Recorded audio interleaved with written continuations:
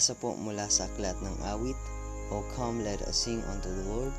Let us make a joyful noise to the rock of our salvation. Let us come before His presence with thanksgiving, and make a joyful noise unto Him with psalms. For the Lord is a great God, and a great King above all gods. Tayo pong lahat ay manalangin. Dakila namin Diyos, maraming salamat po sa napakagandang umaga ang muli inyo pong pinagkaloob sa amin. Maraming salamat sa buhay, kalakasan po na aming natatamasan na nagmumula sa inyo upang sa umagang ito ay masamba po namin kayo sa Espiritu at katotohanan. Maraming salamat Ama ng technology po ay nagagamit namin para po sa inyong kapurihan. Nawa po ay mga internet po namin ay maging stable, na i-prepare po namin ang aming puso at kaisipan sa pakikinig po ng inyong mga salita. Kaya lahat ng ito ay aming dalangin na may kapurihan. Salamat sa tayong pangalan ni Jesus, aming Diyos at tagapagligtas. Amen.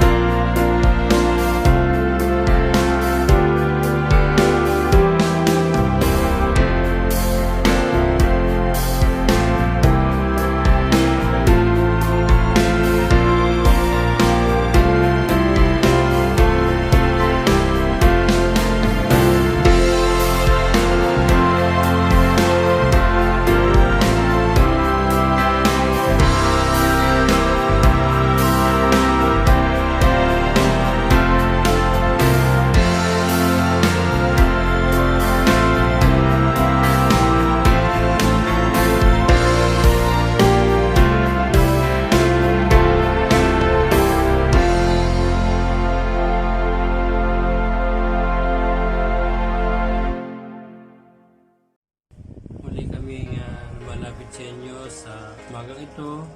Patuloy na nagpapasalamat kami sa buhay at kalakasan na kayo po yung nagbigay. Salamat sa chance namin na pribileyo namin. Patuloy kami pagkapanambahan sa iyo sa Espiritu at katotohanan, O Diyos. Salamat sa bawat isa na maaaring sumamba sa iyo sa pamamagitan ng virtual. Patuloy po kami na pupuri at magpapasalamat. Salamat po sa buong programang ito na inilaan mo, Panginoon, sa bawat isa sa amin. Sa pamamagitan ng virtual, patuloy po namin nilalapit lang sa internet ng bawat isa, Panginoon. Salamat sa bawat oras na pinagkaloob, binibigay ng mga kapatid para sa makisa sa aming pananambahan, Panginoon. Tunay na maging tulad kami ng usa na laging nauuhaw mula sa iyong mga salita, Panginoon.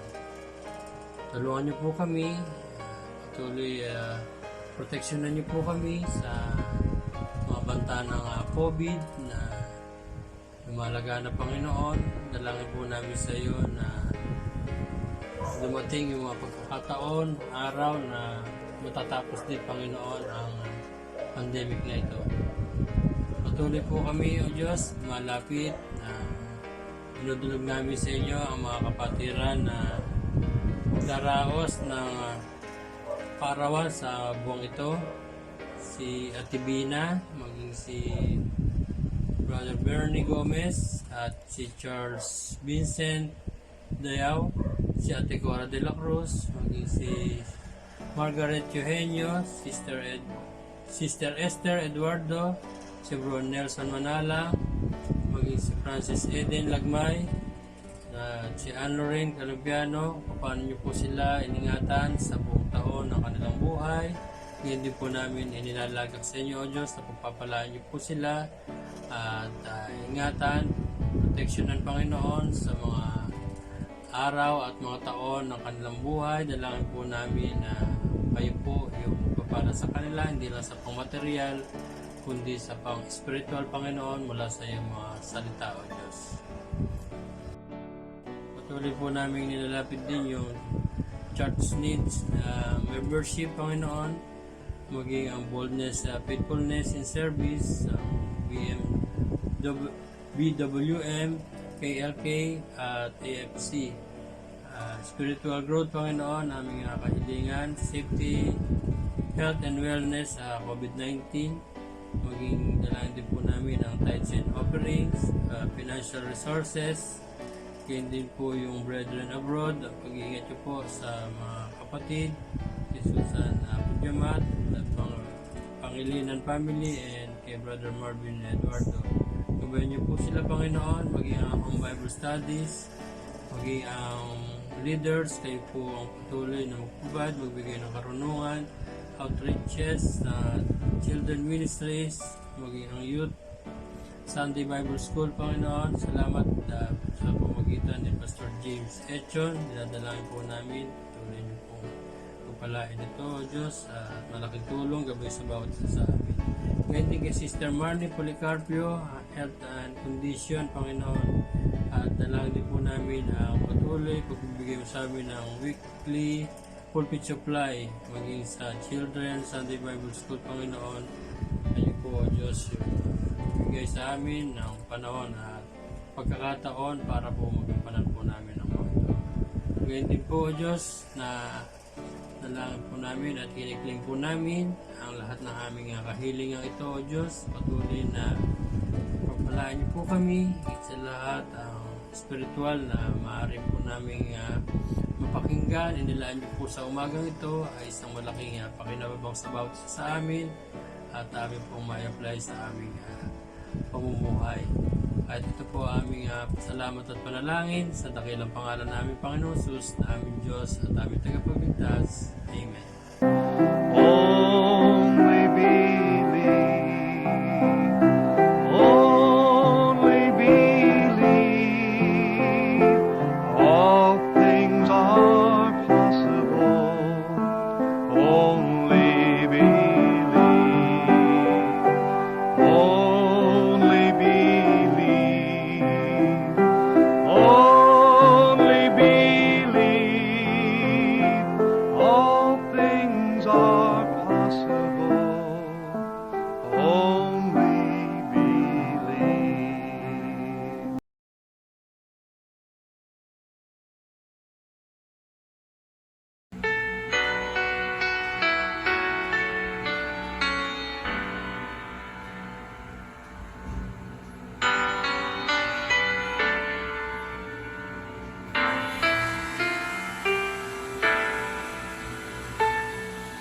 Encircled in the arms of heaven's love, with grateful heart I walk the path prepared for me.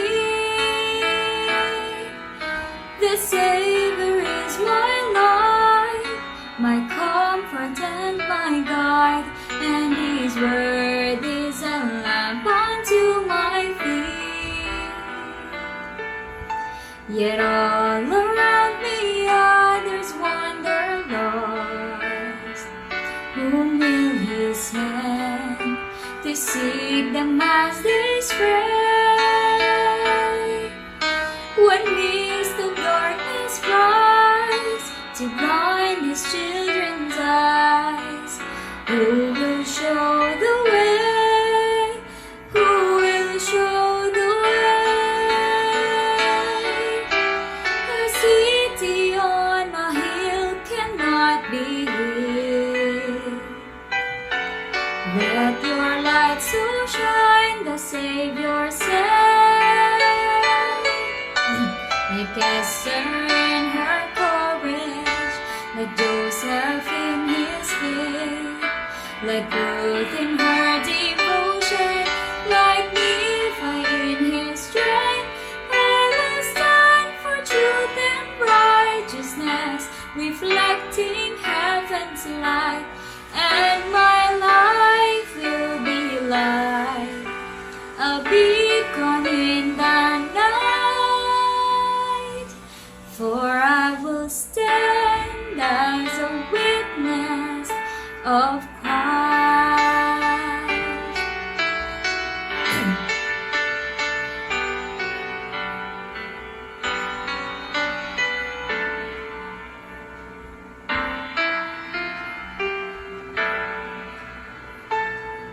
The Spirit whispers peace into my soul. In every trial, in each uncertain hour, I know I can endure, for as I kneel in prayer, He enfolds me in the warmth of heaven's power. Yet others weep for grief that knows no peace. Where is their hope but in the Master's word? What comfort will He send to heal the hearts of men, who will bear His love and light into the world? A city on a hill cannot be hid. Let your light so shine, the Savior said. Like Esther in her courage, like Joseph in his faith, like Ruth in her devotion, like Nephi in his strength.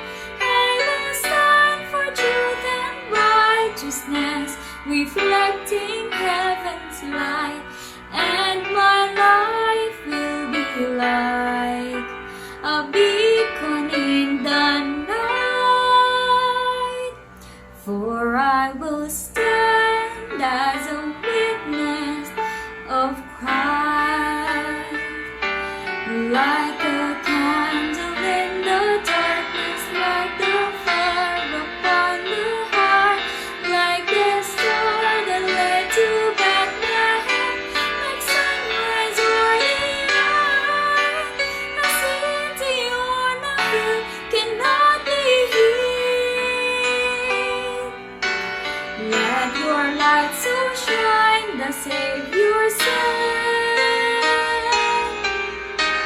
Like Esther in her courage, like Joseph in his faith, like Ruth in her devotion, like Nephi in his strength. I will stand for truth and righteousness, reflecting heaven's light, and my life will be like a beacon in the night.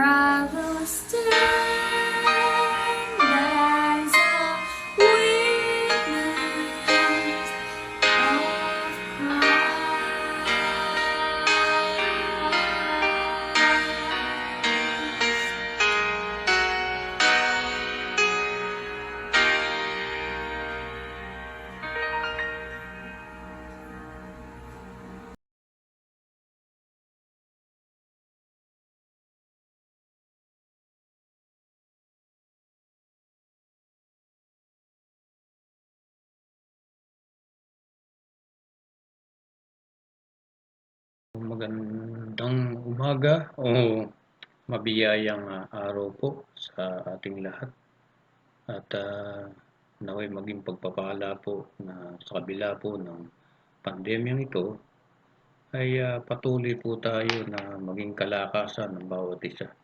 Ang pag-aaral po ng salita ng Diyos na kung saan magsisilbing gabay natin, kalakasan upang tayo ay magpatuloy at hindi makakahadlang ang pandemyang ito at magpasalamat po tayo dahil meron po tayong teknolohiya na nagagamit sa katamang kaparaanan sa ikaluwalhati ng ating Panginoon. So, ang tema po ninyo ngayong October ay ang Forgiveness Leads to Freedom.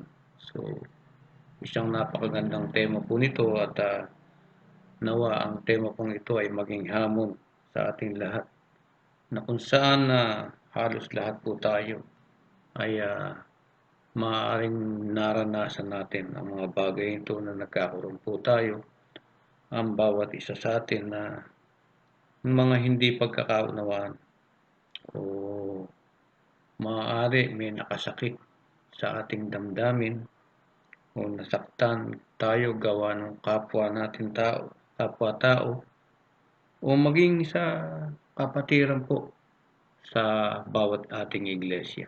Nangyayari po ito mga kapatid. Maging sa pamilya, maging sa malapit na kaibigan. Kaya po lahat po ay nararanasan natin ang mga bagay nito. Kaya ang temang ito nawa ay maging hamon sa ating lahat. So, ang title po ng ating pag-aaralan, The Promise of Forgiveness.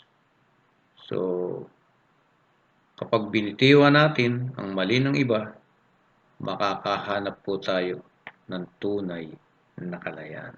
So, tayo po muna ay sandaling manalangin.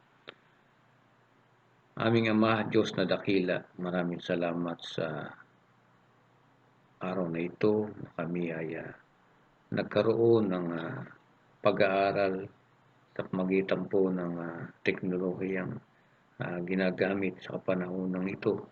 At maraming salamat dahil sa pamamagitan nito ay maaabot ang bawat kapatiran, pamilya na maabot ng inyong salita, Panginoon. At nawa, ang salitang ito ay magbibigay hamon sa bawat isa at malaking pagpapala, lalo na po sa mga tao na nagkaroon ng hindi maayos na nararamdaman, feeling, maaaring ito'y binuli o ano paman, lahat ng bagay.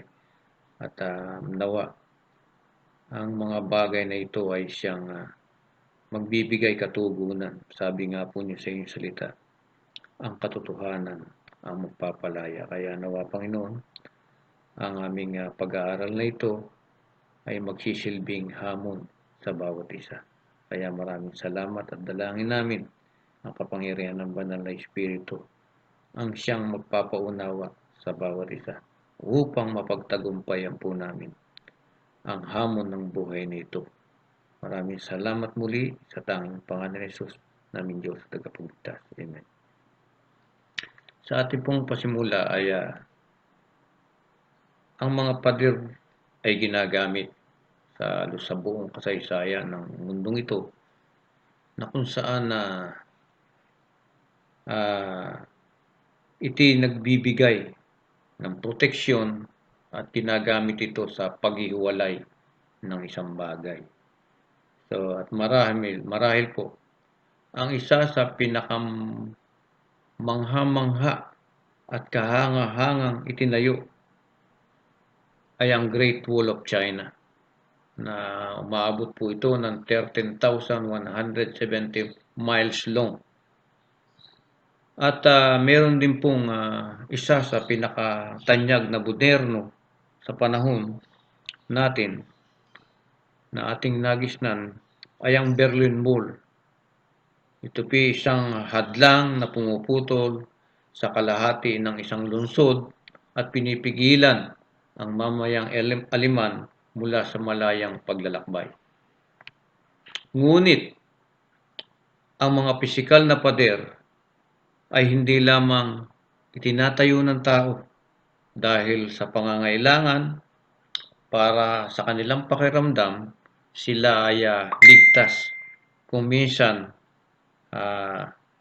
tayo po ang naglalagay ng hindi nakikitang hangganan na ito. At tayo naglalagay para maiwasan natin ang mga tao o mga tao na hindi natin naging maayos, na mga tao na nagkaroon ng sama tayo ng loob o yung tao naman nagawa natin ng hindi maayos. So kaya tayo po ang naglalagay nito. At ang hindi pagpapatawad, the unforgiveness, ay isa sa mga pader na ito. Ibig pong sabihin, lumalayo tayo sa mga nagkamali sa atin. Pero tandaan po natin, ngunit kung ginagawa po natin ito, pinapanatili natin, tayo ay nakakulong sa nakapipinsalang bunga ng kapaitan. So, totoo po yun. Meron po tayong bitterness na hindi makawala sa ating pong mga puso at isipan. Kaya nga po nung tanungin ang ating Panginoon sa Kristo, sabi po kung ilang beses dapat patawarin ang isang kapatid. Ang ginawa po ng ating Panginoon sa Kristo, siya po yung nagkwento tungkol dun sa isang alipin na nangutang o may utang ng labis na halaga ng pera sa hari. So basahin po natin. Matatagpuan po natin sa Matthew chapter 18 verse 23 to 35. Sabi po rito,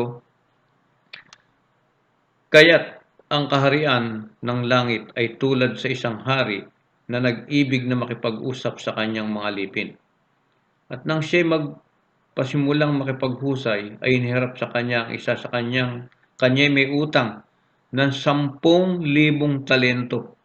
Datapot palibhas ay walang sukat ibayad, ipinag-utos ng kanyang Panginoon siya ipagbili, at ang kanyang asawa at mga anak, at ang lahat niyang tinatangkilik, at nang makabayad. Dahil dito, ang ilipin ay nagpatira pa, at sumamba sa kanya na nagsabing, Panginoon, pagtiisan mo ako at pagbabayaran ko sa iyong lahat. At sa habag ng Panginoon, sa aliping yun ay pinawalang siya at pinatawad sa kanyang mga utang. Datapat lumabas ang aliping iyon at nasumpungan ng isa sa mga kapwa niya alipin na sa kanya'y may utang na 100 denaryo at kanyang hinawakan siya at sinakal niya na sinabi, bayaran mo ang utang mo. Kaya't nagpatira pa ang kanyang kapwa alipin at namanik sa kanya na nagsabi, pagtiisan mo ako at ikaw ay pagbabayaran ko.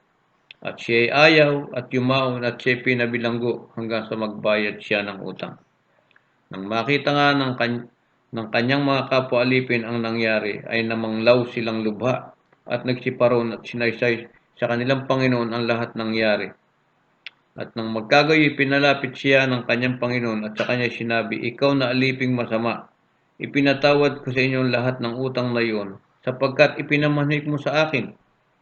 Hindi baga dapat na ikaw naman ay mahabag sa iyong kapwa alipin, na gaya ko namang nahabag sa iyo.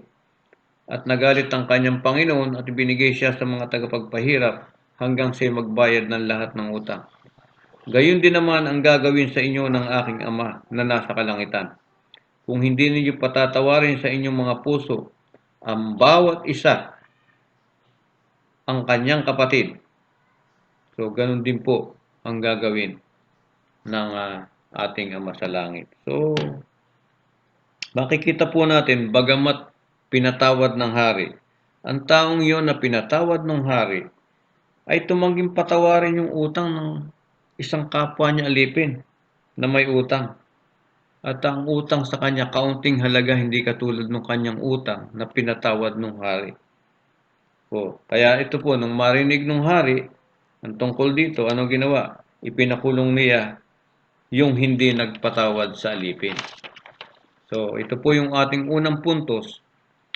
Why is unforgiveness a problem? Bakit ang hindi nagpapatawad ay problema? So, pansinin po natin. Halata sa isang tao kapag nagkaroon siya ng hindi pagpapatawad. Banggitin mo lang yung pangalan ng taong nagkasala. Lahat ng uring negatibong emosyon, makikita po natin, mahahalata mo. Kasabihan niya, parang kumukulong dugo, eka nga. Ngunit may ibang pagkakataon naman po na kung saan ang di nagpapatawad na espiritu ay maaaring hindi po natin masyadong mahalata sapagkat ito ay pinagkakaila. So nangyayari po yan. Pagkakaharap mo, maayos, hindi mo malalaman na meron pala siyang sama ng loob sa iyo. Kaya nga po yung mga ganong pangyayari, hindi namamalayan na ang emosyong ito ay sintomas ng isang bagay na mas malalim at lalalim pa. So, kaya nga po, ang illustration po nito, yung hindi daw po nagpapatawad ay katulad po ng lobo. Na kung susubukan natin pigilan ito sa isang lugar ng ating buhay, itilalabas sa iba pa. So, ibig sabihin, hindi ito ang paraan upang mabuhay. At tiyak na hindi ito ang nais ng Diyos para sa atin. Ayon po sa Efeso chapter 4 verse 31, ang lahat ng kapaitan at kagalitan at pagkakaalit ay mga alisnawa sa inyo, pati ang lahat ng masasamang akala. So makikita po natin, bawat isa rito ebidensya ng hindi pagpapatawad na espiritu. Kaya nga po sabi rin ng Hebrew chapter 12 verse 15, tayo ay binibigyan ng paalala o babala. Ang sabi po, napakaingatan na baka ang sino may di makaabot sa biyaya ng Diyos. Baka kayo bagabagin ng anumang ugat ng kapaitan na sumisibol at dahil dito mahahawa ang marami. So, kaya nga po, why is unforgiveness is a problem? Pangalawang puntos po, why should we forgive? Bakit dapat tayong magpatawad? So ito po isang pinamalaking problema sa hindi pagpapatawad. Lalo-lalo na po yung sabi, para bang isipin natin hindi patas. Na kahit alam natin na hinihiling ng hustisya na yung taong yun na nagkasala ay magbabayad para sa kanyang pagkakasala. So ibig kong sabihin, kung mo hindi patas, alam mong ikaw ang tama hanggang sa batas, para bang yung maling hindi maaring mabawi. Yung pagkakamali hindi na mababawi. So ibig sabihin, para daw po itong pagkatapos mong panghawakan ang isang galit, ay ito na yung galit ang isa sa pinakamahusay mong pagpipilian. Ngunit po mga kapatid, ang paggawa nito ay hindi pagpansin sa kalooban ng Diyos. At tandaan po natin, magre-resulta po ito ng mapaminsalang habang buhay, mapaminsalang habang buhay na epekto.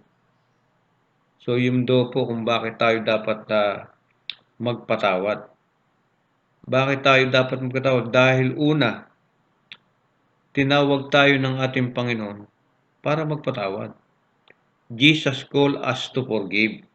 So kaya nga po doon po sa panalangin ng Panginoong Hesukristo, yung pong tinatawag na Lord's Prayer, sinabi niya na para manalangin, sabi po niya sa Matthew chapter 6 verse 12, at ipatawad mo sa amin ang aming mga utang, gaya naman namin na nagpapatawad sa may mga utang sa amin.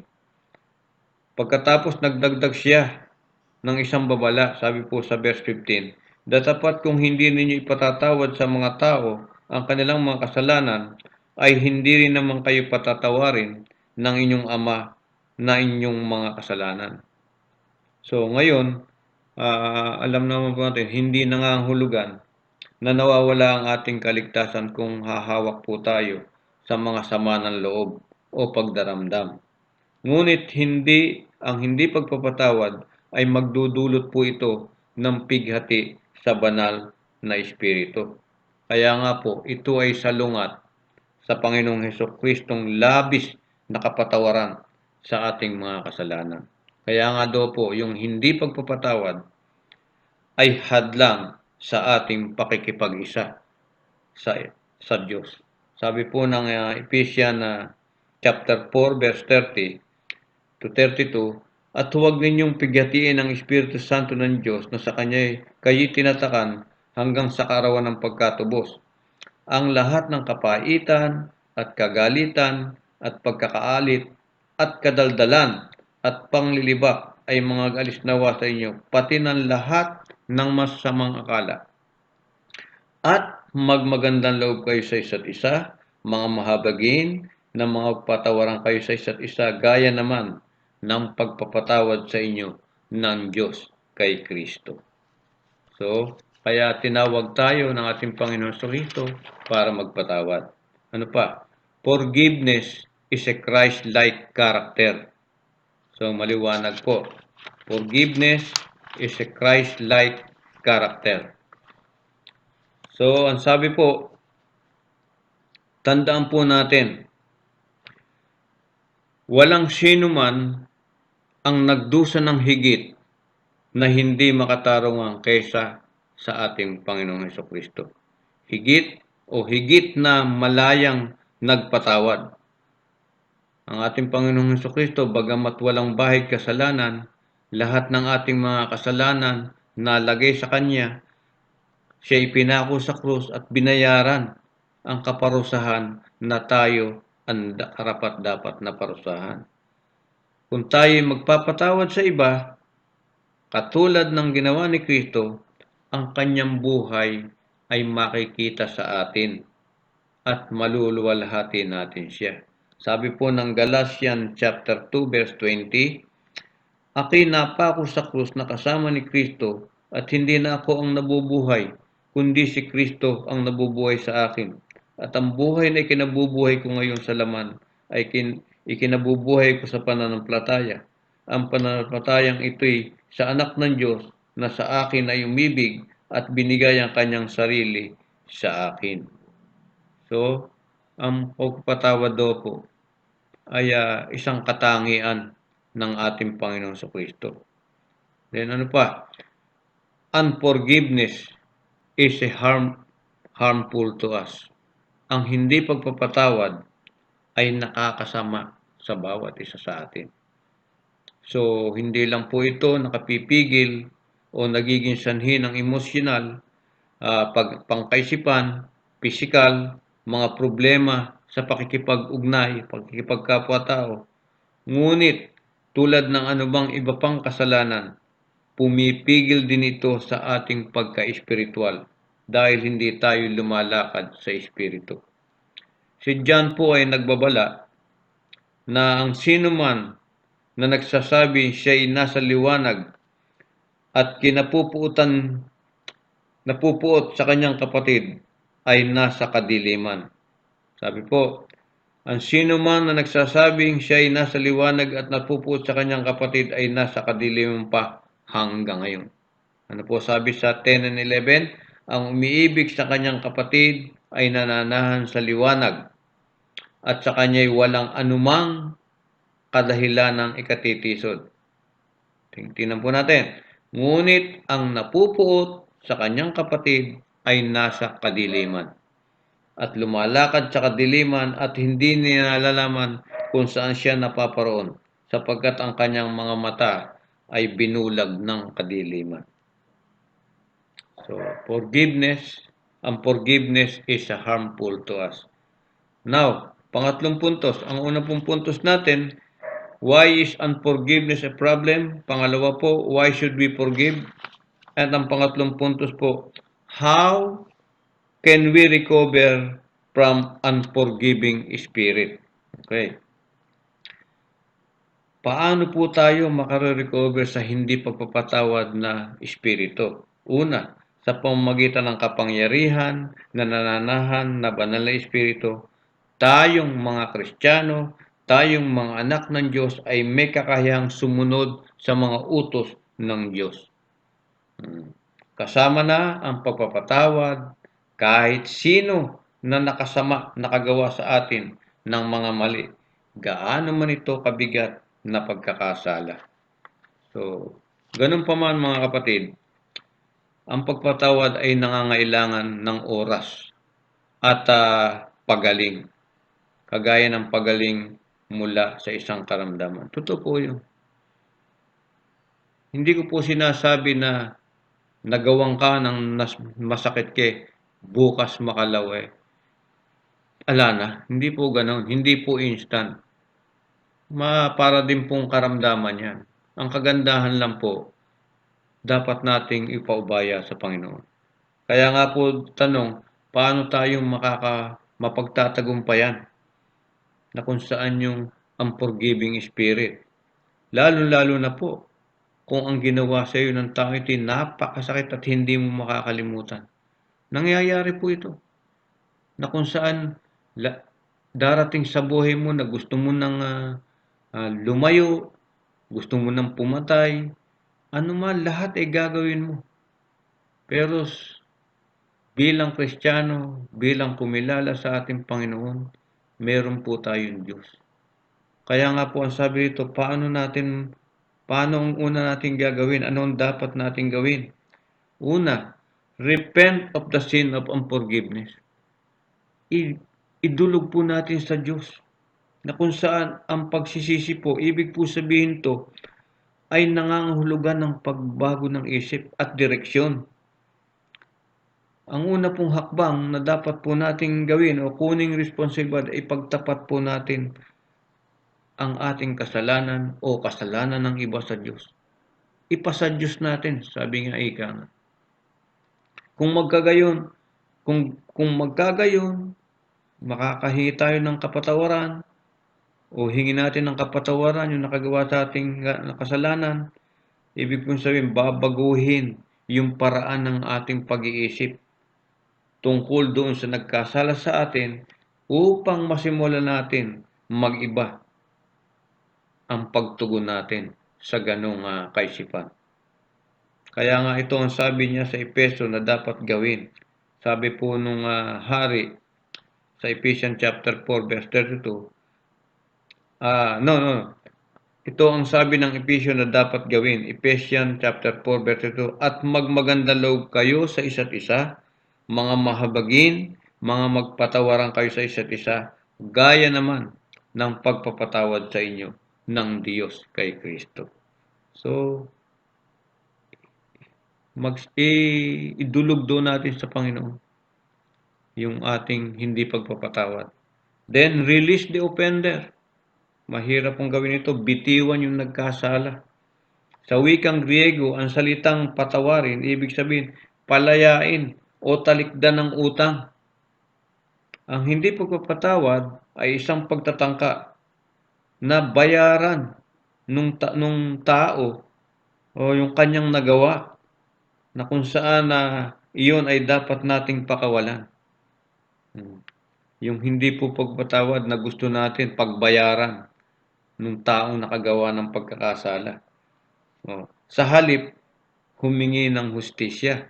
So, tayo ay tinawag para magtiwala sa Diyos bilang hukom. Yun po ang ibig ko pong sabihin mga kapatid.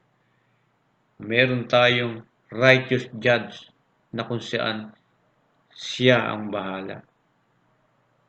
Kaya nga sabi nga ng ating Panginoon, siya ang bahala sa atin. Leave it to God. Kaya nga yun ang mga pangaral ng iba nating mga kapastoran. Ipaubaya natin sa Diyos ang lahat. Dahil siya ay isang matuwid na hukom.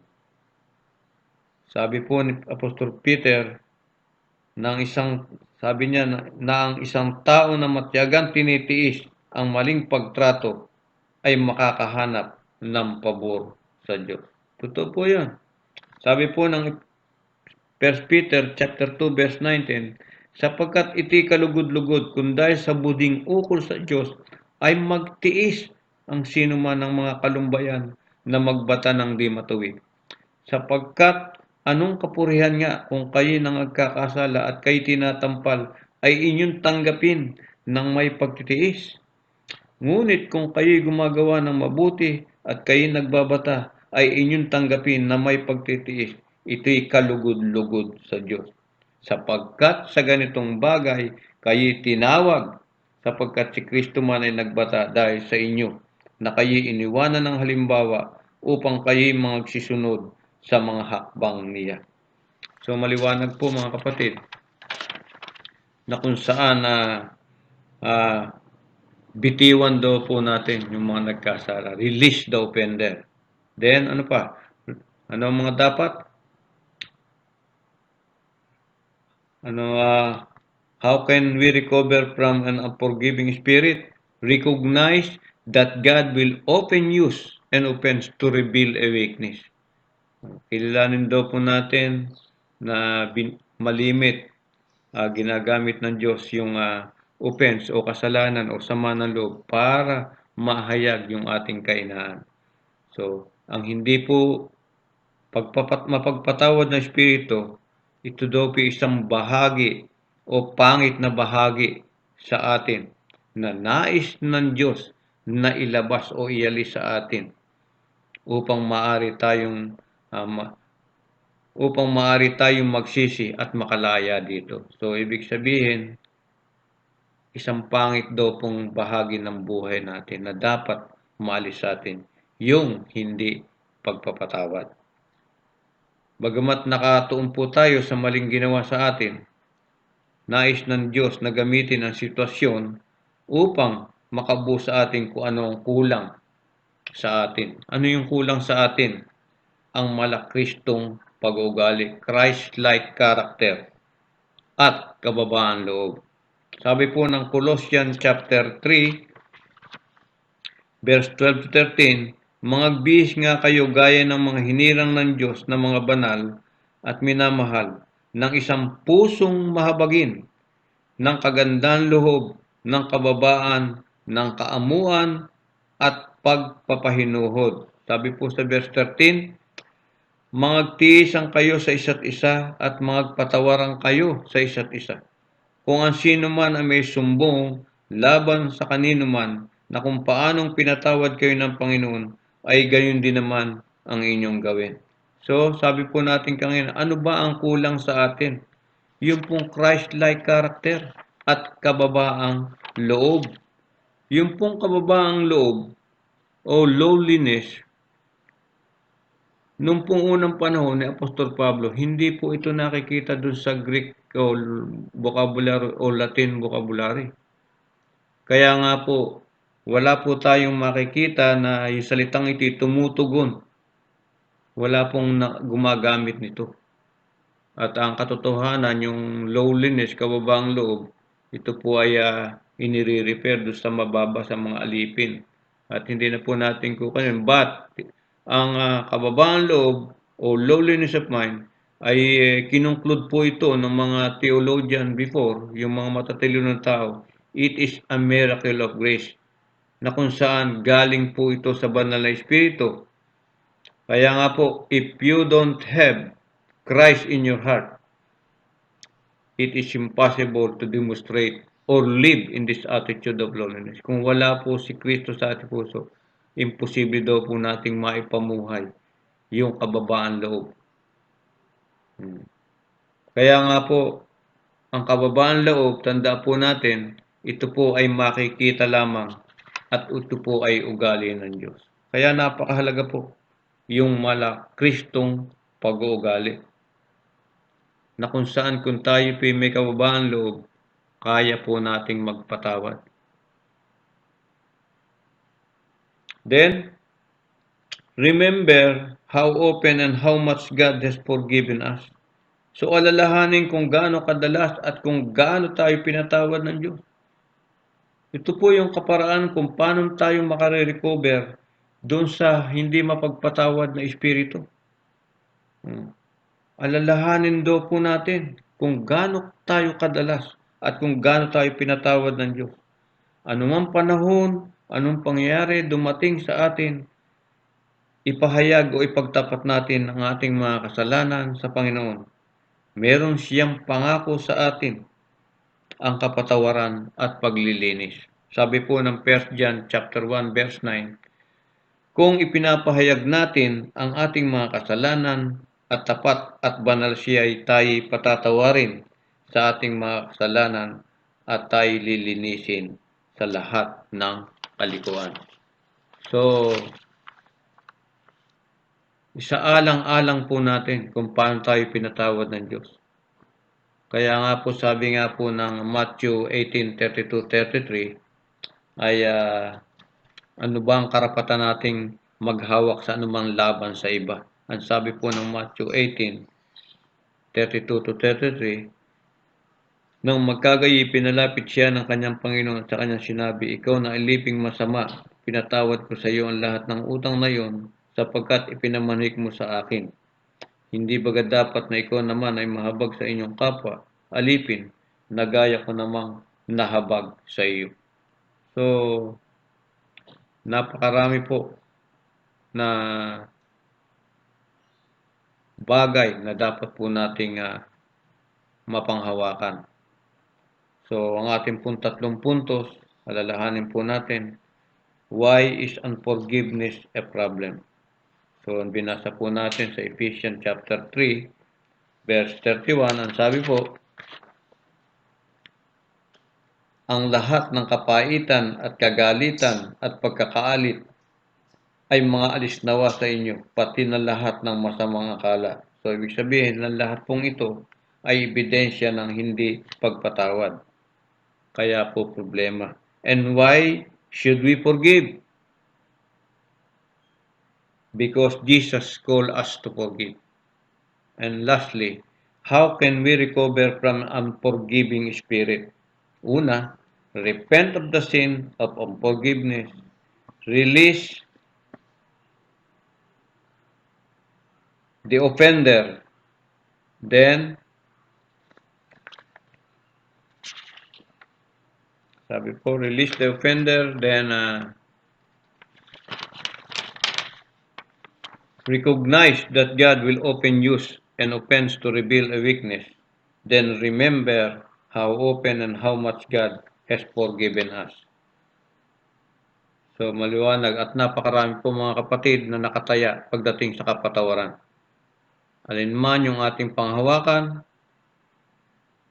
kung paghihiganti o pakawalan natin o ipabaya natin sa Diyos. Ang una pong pagpipilian ay humahantong sa isang miserableng kulungan ng ating sariling gawa o paggawa. At ang pangalawa naman po ng pagpili ay magre-resulta ng maluwalhating kalayaan, glorious freedom, na ibalik na kaligayahan, matahimik na kapayapaan sa Diyos. Kaya sabi po, makakahanap tayo ng tunay na kapayapaan. Forgiveness leads to freedom. So, napakahalaga po na kung saan kung kapag binitiwan natin ang mali ng iba, makakahanap tayo ng tunay na kalayaan. Forgiveness leads to freedom. At nawa, mga kapatid, ay malaking hamon sa bawat isa ito na kung meron man sa inyo na nagawan ng pagkakamali ng iba o meron kayong hindi nagugustuhan na kapwa natin, ito na yung panahon na palayain na natin ang hindi mapagpatawad na espiritu. Dahil sabi po ng Panginoon, ang katotohanan ang magpapalaya sa atin. Kaya magandang umaga po sa atin lahat at nawa ay pagpalain nawa kayo ng ating Panginoon.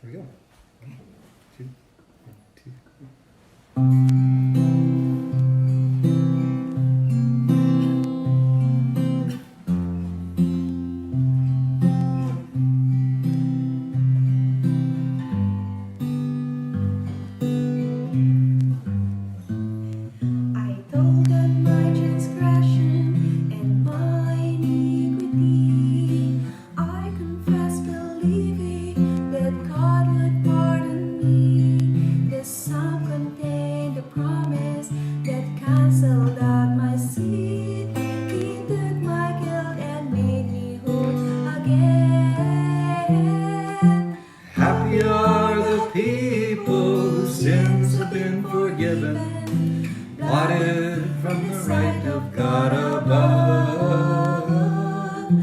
Peaceful are the people who came to him confessing, forgiveness is a miracle of love. Now God is still my refuge in every storm I see. I am safe in knowing He watches over me. He promised to instruct me and guide my path each day. I trust in Him to lead me all the way. Happy are the people whose sins have been forgiven, blotted from the right of God above. Peaceful are the people who come to him confessing, forgiveness is a miracle of love. Happy are the people whose sins have been forgiven, blotted from the sight of God above. Peaceful are the people who come to him confessing, forgiveness is a miracle of love. Forgiveness is a miracle of love.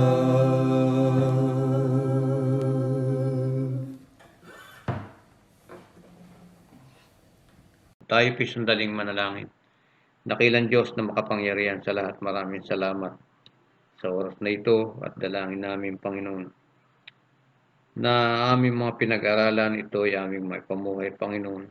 At dalangin ko po sa aming mga kapatirang ito na kung meron man silang mga sama ng loob o galit sa kapwa nila, kaibigan man, sa pamilya man, we pray, Lord God, na ito na ang pagkakataon para pakawalan po namin ang hindi mapagpatawad na espiritu, ang hindi mapagpatawad na kalooban. At dalangin namin at pinaubaya po namin na kung gagawin po namin ito, magkakaroon po kami ng kalayaan, Panginoon, na kung saan ang maluwalhating kapayapaan o kalayaan ay makakamta ng bawat isa at ang bagong araw ay sisibol sa amin na dala-dala po namin ang iyong pag-ibig. Dahil kayo ang Diyos ng pag-ibig, nawa ay maipamuhay po namin ang kababaan loob, ang total humility na kung saan ito ang magbibigay upang magkaroon po kami ng may isang espiritu at nagkakaisa po kami kay Kristo sa inyo, Panginoon. Maraming salamat muli at dalangin po namin ang patuloy niyong pag-iingat sa bawat isa, lalo-lalo na po sa pandemyang ito, Panginoon. At ala kaming ibang panghahawakan, kundi ang dakilang grasya na kung saan sa pamagitan ng iyong mapagpalang kamay ay patuloy niyong iingatan ang bawat isa. Muli, kami pinagpapasalamat sa kapangyarihan ng Banal na Espiritu at sa tanging pangalan ni Jesus, namin Diyos at tagapagligtas. Amen.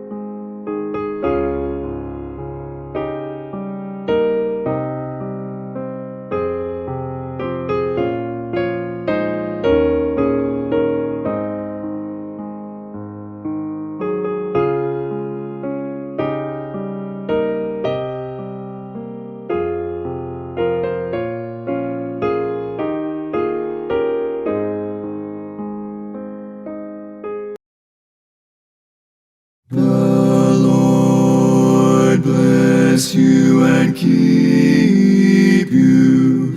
The Lord lift his countenance upon you and give you peace, and give you peace, and give you peace, and give you peace. The Lord make his face to shine upon you and be gracious unto you, and be gracious